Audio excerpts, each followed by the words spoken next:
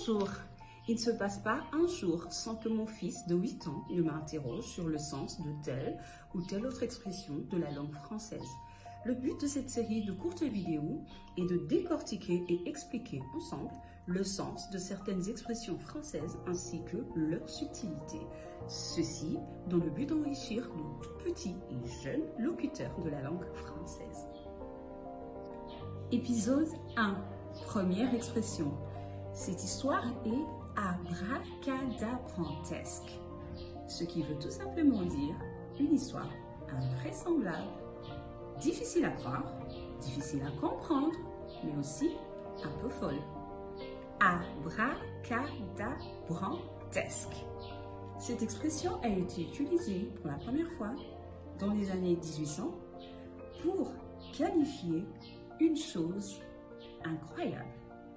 Tout simplement pour dire une chose invraisemblable, difficile à croire, voire un peu folle. Merci.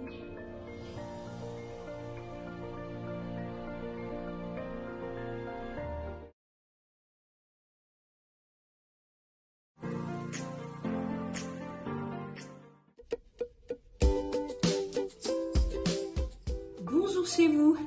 Bienvenue à l'épisode numéro 2. Expression du jour, être accro à. Exemple, je suis accro à la lecture. Ce qui veut dire, je suis passionné de la lecture. Le mot accro vient du verbe accrocher. En effet, un tableau accroché au mur est fixé, bloqué, immobile. Quelques exemples simples. Un passionné de cuisine est un accro à la gastronomie. Ou encore, un passionné des réseaux sociaux est un accro au téléphone ou aux écrans. Un conseil aux plus jeunes, mais aussi valable pour tous. Apprenons à nous déconnecter de temps en temps. Ne l'oublions pas.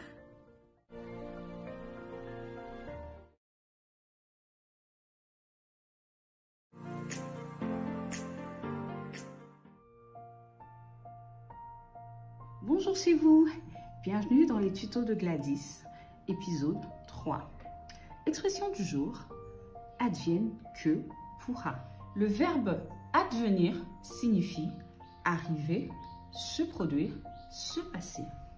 Un événement qui advient veut dire un événement qui se passe, qui se produit. Lorsqu'un francophone utilise l'expression advienne que pourra, il veut simplement dire voilà, j'ai pris ma décision, j'ai fait tout ce que je pouvais, je ne peux plus rien faire. Je ne suis plus maître de l'évolution de la situation. Il faut juste attendre le résultat. Ce qui doit arriver arrivera, advienne que pourra.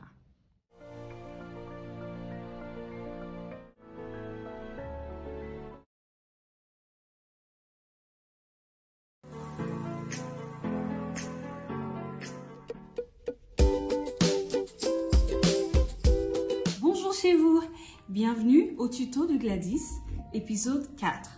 Expression du jour, tu assures.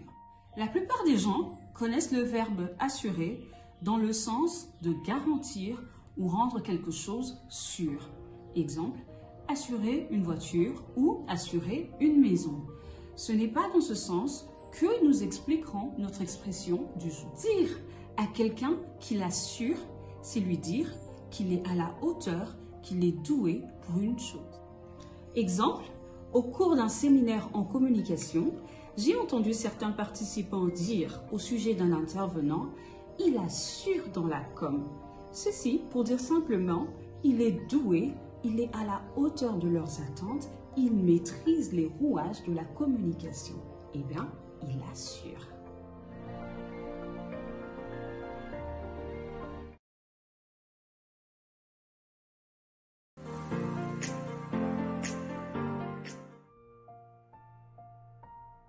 Bonjour chez vous, bienvenue au tuto de Gladys, épisode 5.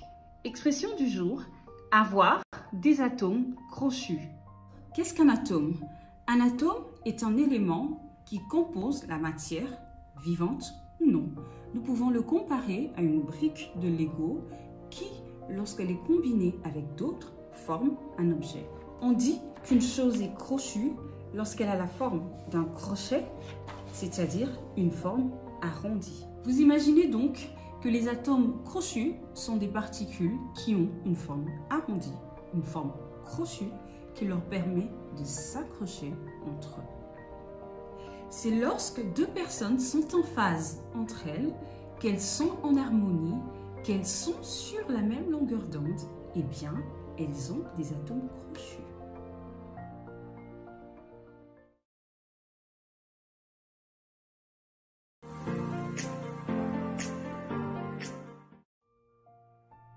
Bonjour chez vous, bienvenue au tuto de Gladys, épisode 6. Expression du jour, le b.a.-ba. Que signifie le mot b.a.-ba? Cette expression n'est composée que de deux lettres, B et A. Quand on parle de b.a.-ba, on parle d'une connaissance de base. Ce sont des fondamentaux d'un sujet, des choses à connaître absolument. Enseigner le b.a.-ba, c'est donner des explications de base qui ne nécessitent pas de prérequis. Quand on dit que c'est vraiment le b.a.-ba, on veut dire que la chose désignée est la toute première qu'on apprend sur le sujet. Alors d'où vient le mot b.a.-ba? Cette expression vient de la méthode d'enseignement de la lecture. Au départ, les enfants apprennent les lettres de l'alphabet, puis on leur enseigne la combinaison de ces lettres pour former des sons. Ils apprennent par exemple que lorsqu'on combine la lettre B et la lettre A, cela produit le son ba. Cela donne aux enfants une connaissance de base de la construction des mots. Ce processus a donné naissance à l'expression b.a.-ba pour définir une connaissance élémentaire de le b.a.-ba.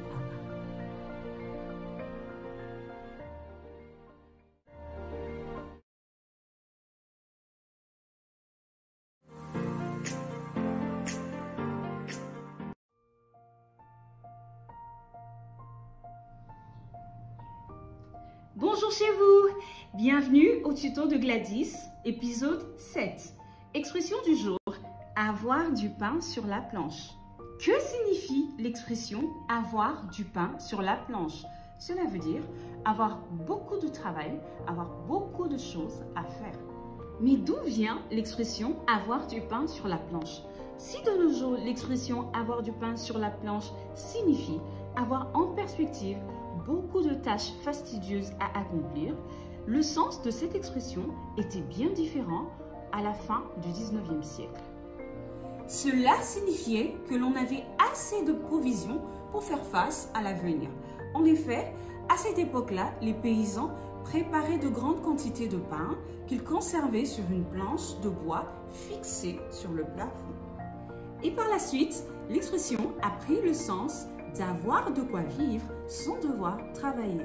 Cependant, le sens actuel, celui d'avoir du travail en réserve, n'est apparu qu'au début du XXe siècle. Les tribunaux de l'époque distribuaient des rations de pain aux accusés qui devraient s'acquitter de longues peines de travaux forcés.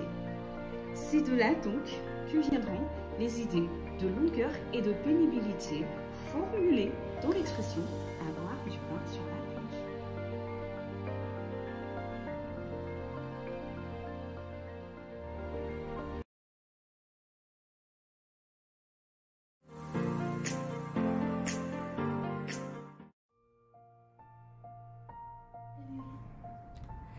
Bonjour chez vous, bienvenue au tuto de Gladys, épisode 8. Expression du jour, ça fait un bail.